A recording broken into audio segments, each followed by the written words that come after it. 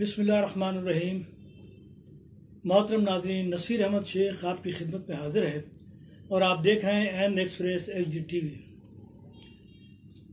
آج محرم الحرام کی 7 تاریخ ہے۔ یہ محرم الحرام ہمارے اسلامی سال کا آغاز ہے اور اس محرم الحرام کو آغاز دنیا سے یہ خاص اہمیت حاصل ہے، لیکن آج میں جس حوالے سے بات کرنا چاہتا ہوں وہ ہے واقعہ کربلا، جس میں حضرت امام حسین رضی اللہ تعالی عنہ کی شہادت ہے۔ اس حوالے سے میں جس شخصیت کی گفتگو آپ کو سنوانا چاہتا ہوں وہ کسی طرح بھی تعارف کی محتاج نہیں ہے، اور وہ ہیں میرے استاد محترم مرحوم مغفور ڈاکٹر اسرار احمد رحمۃ اللہ علیہ۔ گفتگو کچھ اس طرح طویل ہے کہ اس کو میں نے 4 سے 5 حصوں میں تقسیم کیا ہے، اور میں چاہوں گا کہ آپ اس گفتگو کو 4 اور 5 حصوں پر جو مشتمل ہو اس کو پوری سماعت فرمائیے گا تاکہ آپ کو بات اچھی طرح سمجھ میں آ جائے۔ اور آئیے ہم سنتے ہیں مرحوم مغفور ڈاکٹر اسرار احمد رحمۃ اللہ علیہ کی زبانی۔ اور انہوں نے کیا کیا؟ جاتے ہی جنگ چھیڑ دی، اور جب چھڑ جائے تو یا مرو یا مارو، اس کے علاوہ تو کوئی چارہ کار ہوتا ہی نہیں۔ ایک رات میں 10,000 مسلمان شہید ہوئے، جن میں 2 عشرہ مبشرہ میں سے حضرت زبیر اور حضرت طلحہ رضی اللہ تعالیٰ عنہ۔ تو یہ صورت تھی، سبائیوں نے گھیراؤ کیا حضرت علی کا رضی اللہ تعالیٰ۔ حضرت معاویہ دعوے دار نہیں تھے خلافت کے، قطعاً نہیں، ان کا صرف ایک دعویٰ تھا، اور وہ یہ تھا کہ عثمان کے قاتلوں کو گرفتار کرو، یا خود سزا دو یا ہمارے حوالے کرو، ہم اس سے قصاص لیں گے۔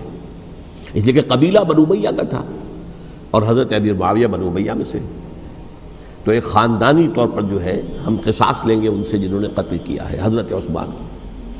لیکن یہاں ظاہر بات ہے کہ حضرت علی رضی اللہ تعالیٰ عنہ کی طرف سے مطالبہ یہ ہوتا تھا تم پہلے میری بیعت کرو، میرے ہاتھ مضبوط کرو تاکہ میں ان کے خلاف کوئی اقدام کر سکوں۔ لیکن انہیں یہ اندازہ تھا کہ اگر میں نے بیعت کی تو ظاہر بات ہے کہ حضرت علی تک پہنچنے سے پہلے مجھے گردن بڑھا دیں گے یہ لوگ، اس لیے کہ سبائی جو ہے وہ آپ کو گھیرے ہوئے۔ بہرحال ایک عجیب الجھاؤ، ایک ڈائلیما تھا جس کی وجہ سے یہ جنگ چلتی رہی، اور حضرت علی رضی اللہ تعالیٰ عنہ کو انہی کے شیعان علی ہی کے اندر سے وہ جماعت علیحدہ ہوئی تھی جس کو ہم خوارج کے نام سے جانتے ہیں، اور ایک خارجی ابن ملجم ہی نے حضرت علی کو شہید کیا رضی اللہ تعالیٰ عنہ۔ پھر حضرت حسن رضی اللہ تعالیٰ عنہ، اب دیکھیے کس قدر صحیح بات تھی جو حضرت علی رضی اللہ تعالیٰ عنہ نے فرمائی جب ان سے کہا گیا کہ کیا ہم آپ کے بیٹے حسن کے ہاتھ پر بیعت کر لیں رضی اللہ تعالیٰ عنہ۔ فرمایا نہ میں تمہیں اس کا حکم دیتا ہوں نہ میں اس سے روکتا ہوں، یہ تمہارا معاملہ ہے، امرہم شورا بینہم، تم اپنے باہمی مشورے سے جو فیصلہ کرو گے ٹھیک ہے، میں نہ حکم دیتا ہوں نہ روکتا ہوں۔ اس کا کیا مطلب ہے؟ باپ کے بعد بیٹے کی خلافت ہرگز حرام نہیں ہے، ورنہ کہتے کیسے ہو سکتا ہے میرا بیٹا؟ نہیں، یہ نہیں کہا آپ نے۔ حضرت عمر سے بھی کہا گیا تھا کہ اپنے بیٹے کو نامزد کر دیں، عبداللہ ابن عمر کو، تو انہوں نے جواب میں کیا کہا؟ اسے تو طلاق دینی بھی نہیں آتی۔ انہوں نے اپنی کسی زوجہ کو طلاق دی تھی اور اس میں جو صحیح ترین طریقہ ہے وہ اختیار نہیں کیا تھا، اسے طلاق دینی تک نہیں آتی تو میں اسے خلیفہ بنا دوں۔ یہ نہیں کہا تھا کہ باپ کے بعد بیٹا خلیفہ نہیں ہو سکتا، یہ تو نہیں تھا، کہیں حرام نہیں ہے، نہ کتاب و سنت میں، نہ کوئی حدیث ہے، نہ کہیں قرآن مجید میں۔ تو حضرت علی نے بھی فرمایا رضی اللہ تعالیٰ، نہ میں روکتا ہوں نہ حکم دیتا ہوں، یہ تمہارا اپنا معاملہ ہے۔ بہرحال حضرت حسن رضی اللہ تعالیٰ عنہ نے حضرت امیر معاویہ سے صلح کر لی، خلافت ان کے سپرد کر دی۔ دیکھیے میں حضرت ابوبکر، حضرت عمر، حضرت عثمان، حضرت علی کے ساتھ حضرت حسن کے دور خلافت کو بھی خلافت راشدہ میں سے سمجھتا ہوں، اور تبھی 30 سال پورے ہوتے ہیں اس حدیث کے مطابق کہ حضور نے فرمایا خلافت 30 برس رہے گی پھر ملوکیت آ جائے گی۔ تو حضرت حسن کا بہت بڑا کارنامہ یہ ہے کہ اس خانہ جنگی کا دروازہ بند کر دیا، اور یہ پیشن گوئی تھی حضور کی صلی اللہ علیہ وسلم حضرت حسن کو، جب بچے تھے حضور کے انتقال سے پہلے، میرا یہ بیٹا مسلمانوں کے 2 گروہوں میں صلح کرائے گا، یہ حضور کی پیشن گوئی تھی، اور وہ پیشن گوئی حضرت حسن کے علم میں بھی ہوگی یقیناً۔ بہرحال انہوں نے صلح کی حضرت امیر معاویہ کے ساتھ رضی اللہ تعالی عنہ، خلافت ان کے حوالے کر دی اور کچھ شرائط تھیں طے ہو گئی۔ اللہ اللہ خیر صلی اللہ۔ حضور کی تو یہ پیشن گوئی جو ہے صحیح ثابت ہوئی کہ میرا یہ بیٹا مسلمانوں کے دو بڑے گروہوں کے درمیان صلح کرا دے گا، اور سبائیوں نے انہیں تانے دیے، یا عار المومنین، اے مومنوں کے لیے موجب عار، موجب شرم تم نے بزدلی دکھائی، تم نے امیر معاویہ کو خلیفہ تسلیم کر لیا، تم نے بزدلی دکھائی، معاذ اللہ ثم معاذ اللہ ثم معاذ اللہ۔ اب میں کچھ باتیں حضرت امیر معاویہ کے بارے میں کہنا چاہتا ہوں، اس لیے کہ وہاں اس میں نے حضرت معاویہ کے بارے میں یہ تو بہت شدت کے ساتھ کہا تھا، اور میں اب بھی اس پر قائم ہوں اور پوری طریقے سے قائم ہوں۔ میرا مستقل موقف یہی ہے کہ حضرت معاویہ رضی اللہ تعالیٰ عنہ کے دور خلافت کو ہم خلافت راشدہ میں شامل نہیں سمجھتے، اہل سنت میں سے کوئی بھی نہیں سمجھتا، لیکن اس کے ساتھ میں نے حضرت امیر معاویہ کے کچھ مناقب بھی بیان کیے تھے تاکہ پلڑا جو ہے ترازو کا اس کے دونوں پلڑے سامنے آ جائیں۔ لیکن یہ کہ وہ حصہ میرے اس بیان کا نکال دیا گیا، ختم کر دیا گیا۔ یہ میں نہیں جانتا کہ اس میں کیا مصلحت دیکھی گئی ہے، اس میں تو کسی کے لیے کوئی معاملہ ایسا نہیں تھا کسی کے جذبات کو جو ہے وہ ٹھیس پہنچانے والا، جبکہ میں نے کہا وہ خلیفہ راشد نہیں تھے، صاف میں نے کہا، بلکہ وہ دور ملوکیت کا آغاز ان سے ہو گیا ہے۔ بلکہ جب ایک صاحب نے یہ کہا کہ کربلا کے بعد سے دور ملوکیت آ رہی تھی، تو میں نے کہا نہیں جناب، دور ملوکیت تو 20 سال پہلے پوری ہو چکی تھی، شروع ہو چکی تھی۔ حضرت امیر معاویہ کے بھی 20 سال جو ہے وہ دور ملوکیت میں شمار ہوتے، انہیں کسری العرب بھی کہا گیا، عرب کے کسریٰ جو شہنشاہ ایران کا خطاب تھا، حضرت معاویہ رضی اللہ تعالیٰ عنہ کو کسری العرب کہا گیا، عرب کا کسریٰ یہ۔ لیکن دوسری طرف یہ ہے کہ وہ صحابی رسول ہیں رضی اللہ تعالیٰ، حضور کے برادر نسبتی بھی ہیں، حضور کے سالے ہیں، ان کی ہمشیرہ ام حبیبہ حضور کی زوجہ محترمہ ہیں، ام المومنین ہیں ام حبیبہ رضی اللہ تعالیٰ عنہ۔ پھر کس قدر معتمد علیہ تھے حضور کے کہ کاتبان وحی میں شامل تھے، وحی کی کتابت کرنے والے چند لوگ تھے جنہیں کہ حضور کہتے تھے کہ اب یہ آیت لکھ لو، ان میں سے ایک امیر معاویہ بھی رضی اللہ تعالیٰ۔ تو بڑے توازن کی ضرورت ہے۔ دیکھیے صحابہ کرام کا جہاں تک تعلق ہے، اہل سنت کا موقف یہ ہے کہ صحابہ کلہم عدول، صحابہ سب کے سب نیک نیت ہیں، اور ان کی روایت جو ہے قبول کی جائے گی، رد نہیں کی جائے گی، ان پر کوئی جرح و تعدیل نہیں ہوگی، اس لیے کہ ان کا تزکیہ محمد الرسول اللہ صلی اللہ علیہ وسلم نے کیا تھا۔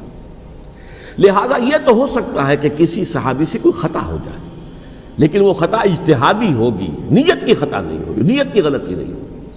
اگر کسی صحابی کی نیت پر حملہ کیا جائے تو یہ اصل میں طعن ہے، حملہ ہے حضور پر کہ وہ تربیت دے نہیں سکے اپنے ساتھیوں کو، معاذ اللہ ثم معاذ اللہ ثم معاذ اللہ، وہ تزکیہ کر ہی نہیں سکے۔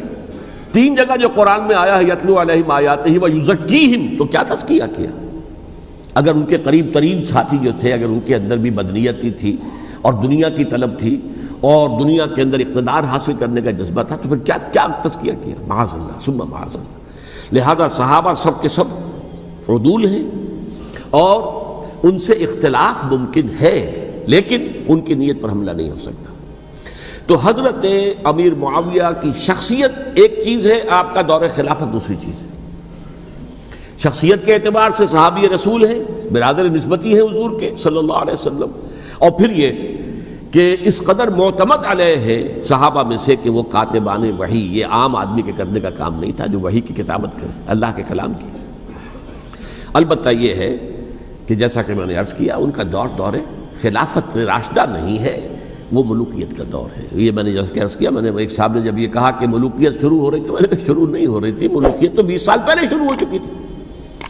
اسی طریقے سے ایک صاحب نے کہا تھا کہ اسلام کو قائم کرنے کے لیے حضرت حسین میدان میں آئے، میں نے کہا یہ بھی غلط ہے، اسلام تو 60 سال پہلے قائم ہو چکا تھا، نبی اکرم صلی اللہ علیہ وسلم کے دست مبارک سے اسلام قائم ہو گیا، جاء الحق وزهق الباطل ان الباطل کان زهوقا، پھر 30 برس تک وہ کامل شکل کے اندر قائم رہا۔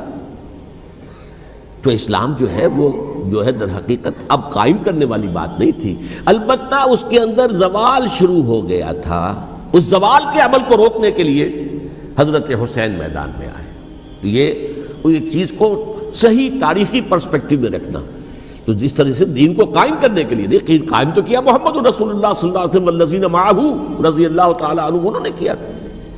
ہاں اب جو ہے وہ اپنی اس شاندار حیثیت سے نیچے گرنے لگا تھا. وہ میں بعد میں عرض کروں گا کہ میں نے اسے کیا عرض کیا تھا کہ یہ اس زوال کو روکنے کے لیے کسی طریقے سے یہ اپنی اصل حقیقت میں قائم رہے. یہ حضرت حسین رضی اللہ تعالیٰ عنہ کے سعی تھے.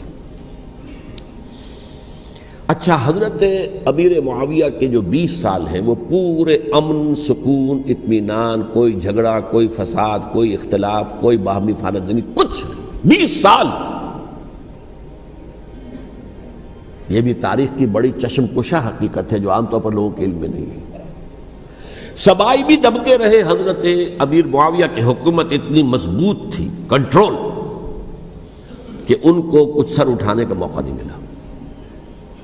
موجود تھے، دبکے رہے. جیسا کہ میں نے کہا ریولوشن کے آخری مرحلے پر آ کر جو مخالفین ہیں وہ دب جاتے ہیں کہ پھر دیکھیں گے موقع ملے گا تو پھر لیں گے ان سے حساب کتاب. 20 سال رہے ہیں پورے امن کے. 10 سال کے بعد یعنی درمیان میں ہے حضرت امیر معاویہ کا عہد خلافت. ایک صحابی جو کہ بزرگ صحابہ میں سے ہیں، مغیرہ ابن شعبہ رضی اللہ تعالی عنہ، وہ آتے ہیں اور وہ کہتے ہیں کہ دیکھیے امیر المومنین، کتنی بڑی خانہ جنگی رہی تھی مسلمانوں کی آپس میں، اور اب بھی اگر آپ کسی کو نامزد کیے بغیر چھوڑ گئے امت کو تو پھر خانہ جنگی ہو جائے. 1 لاکھ اس وقت جو ہے وہ ہلاک ہوئے تھے، نہ معلوم اب کتنے ہلاک. لہٰذا آپ اپنی زندگی ہی میں نامزد کر دیجئے کسی کو.